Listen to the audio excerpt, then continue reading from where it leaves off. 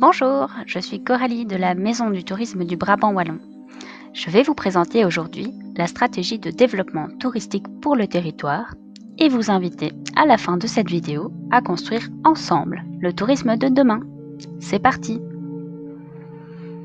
On le sait, développer une stratégie globale en Brabant wallon est loin d'être facile.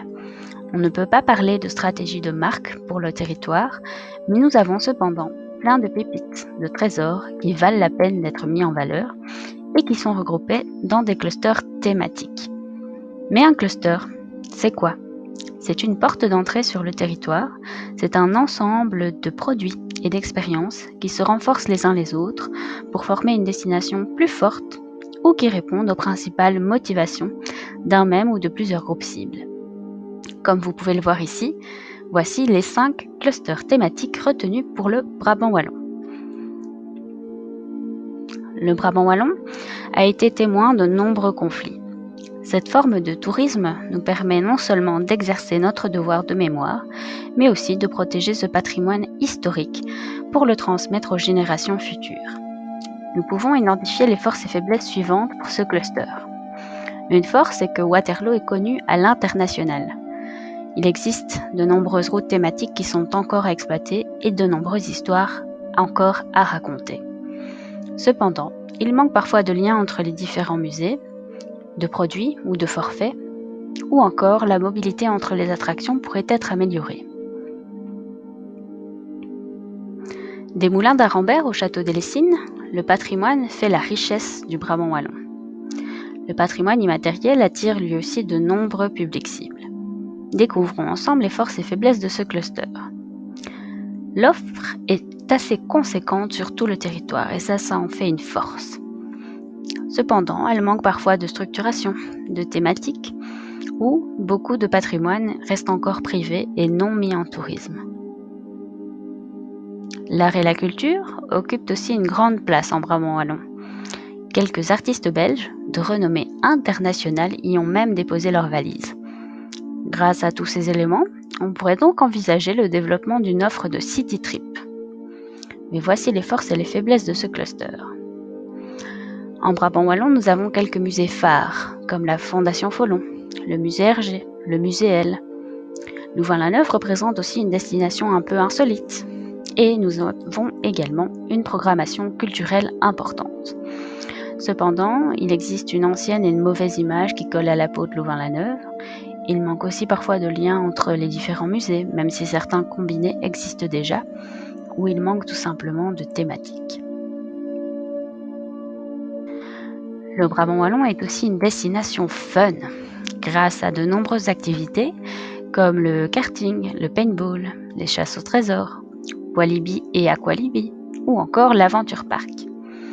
Les forces et les faiblesses de ce cluster sont qu'il y a beaucoup d'opérateurs fun sur le territoire. Walibi amène de nombreux visiteurs chaque année, ou encore l'Aventure Park qui attire les Bruxellois. Cependant, il n'existe pas ou peu de liens entre ces activités. Beaucoup d'initiatives restent privées et parfois dispersées. Et quelques questions se posent alors.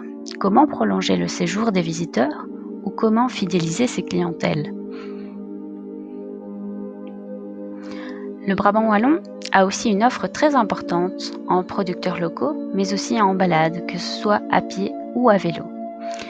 Avec la crise que nous traversons actuellement, le tourisme de proximité s'est également beaucoup développé, mais ce potentiel n'est pas encore assez exploité. Voici les forces et les faiblesses de ce cluster. Ce slow tourisme, cette douceur de vivre, est une motivation très importante des visiteurs. Comme nous l'avons dit, le développement du tourisme de proximité pourrait être une belle opportunité, ainsi que la tendance du slow tourisme. Cependant, il manque parfois sur le territoire de la signalétique pour les balades par exemple. Le potentiel n'est pas encore assez exploité ou il manque encore d'aménagement pour les déplacements doux. Maintenant que nous avons parcouru ces 5 thématiques, venons-en au groupe de travail. Nous avons en effet besoin de votre apport pour déterminer comment structurer tout cela. Nous allons donc organiser des groupes de travail par thématique avec les acteurs de terrain, 1 à 2 fois par an. Début 2021, nous commencerons ces réunions à distance. Concrètement, ces groupes de travail serviront à co-construire le tourisme de demain, à entendre les besoins et les propositions des acteurs de terrain. La Maison du tourisme opérationnalise la stratégie touristique élaborée par la province et les communes. Elle sert de relais entre les différents types d'acteurs. Nous remonterons donc les données issues des groupes de travail vers la province afin que celle-ci puisse en discuter et les intégrer dans une démarche de développement touristique. Nous vous informerons aussi de la suite donnée à vos propositions. Et n'oubliez pas, nous sommes à votre service. Voici déjà les représentants officiels.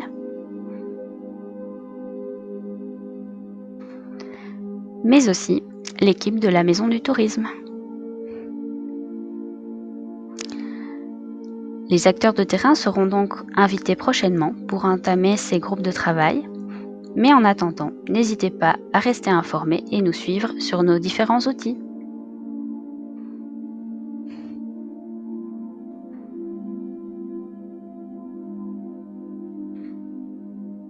À très bientôt!